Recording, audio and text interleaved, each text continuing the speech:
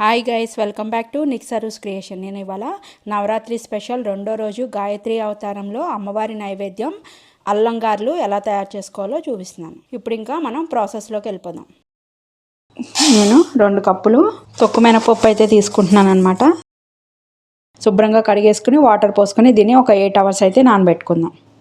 పప్పు చూడండి ఈ విధంగా నానిపోయిందనమాట. 8 అవర్స్ అయితే నానబెట్టాను. ఇప్పుడు దీన్ని పొట్టు తీసేసుకుందాం, మొత్తం కూడా వాష్ చేసుకొని.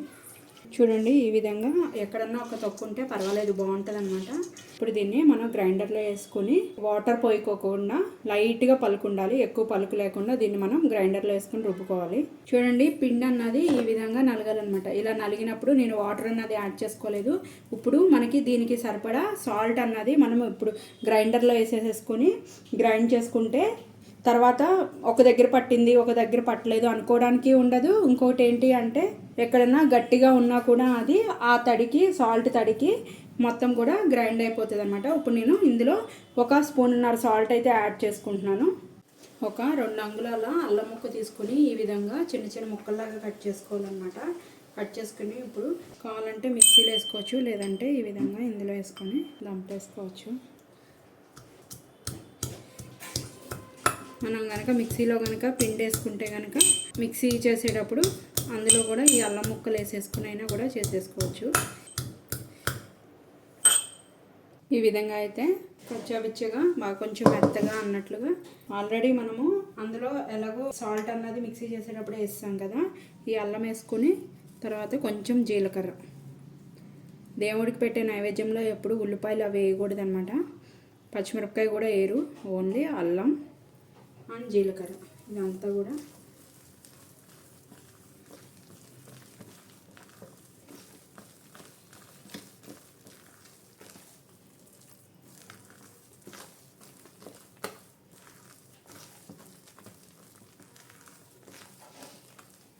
ఇప్పుడు గ్యాస్ వెలిగించుకొని డీప్ ఫ్రైకి సరిపడా ఆయిల్ అయితే పోసుకోవాలి.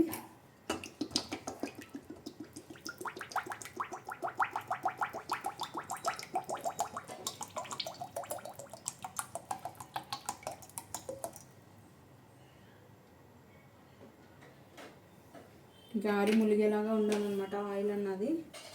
ఆయిల్ అయితే కాగిపోయిందన్నమాట. ఇప్పుడు కొంచెం హ్యాండ్స్ అన్నవి కొంచెం కొంచెం తడి చేసుకుంటా ఇలా హ్యాండ్లో ఈ విధంగా రౌండ్గా చేసుకొని మధ్యలో హోల్ని పెట్టుకొని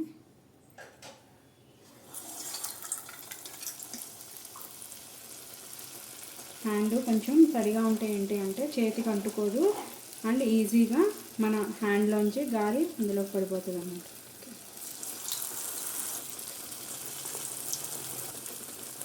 లో ఫ్లేమ్లో వేయించుకుంటే ఏంటంటే చక్కగా గోల్డెన్ బ్రౌన్ కలర్లా వచ్చే వరకు ఫ్రై అవుతాయి అన్నమాట, మాడవు. లేకపోతే పైన కలర్ వచ్చేసి లోపలంతా కూడా పిండి పిండిలాగా ఉండిపోతుంది అన్నమాట.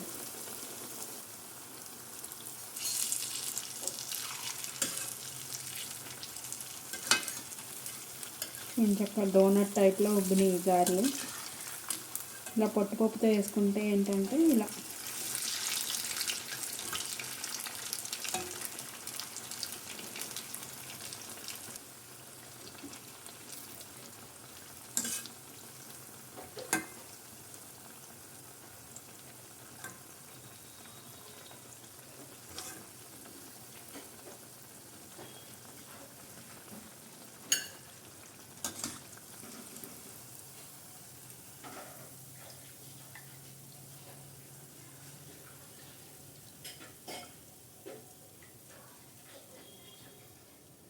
ఇలా మొత్తం గారెలన్నీ కూడా వేసేసుకోవాలన్నమాట. నవరాత్రి స్పెషల్ అల్లం గారెలు అయితే రెడీ అయిపోయినాయి. అమ్మవారికి నైవేద్యం చేసిన తర్వాత దీన్ని కొబ్బరి చట్నీతో తింటే టేస్ట్ చాలా బాగుంటుంది అనమాట. ఈ ఎమ్మీ డిష్ మీరు కూడా తయారు చేసుకోండి. టేస్ట్ ఎలా ఉందో నాకు కామెంట్ చేయడం అయితే మర్చిపోకండి. మీరు కనుక ఫస్ట్ టైం కనుక నా ఛానల్ చూసినట్టే సబ్స్క్రైబ్ చేసుకోండి. ఇలాంటి మరికొత్త వీడియోస్ కోసం బెల్ బటన్ ప్రెస్ చేయడం అయితే మర్చిపోకండి. ఈ వీడియోని మీ ఫ్రెండ్స్ అండ్ ఫ్యామిలీ మెంబర్స్కి కూడా షేర్ చేయండి.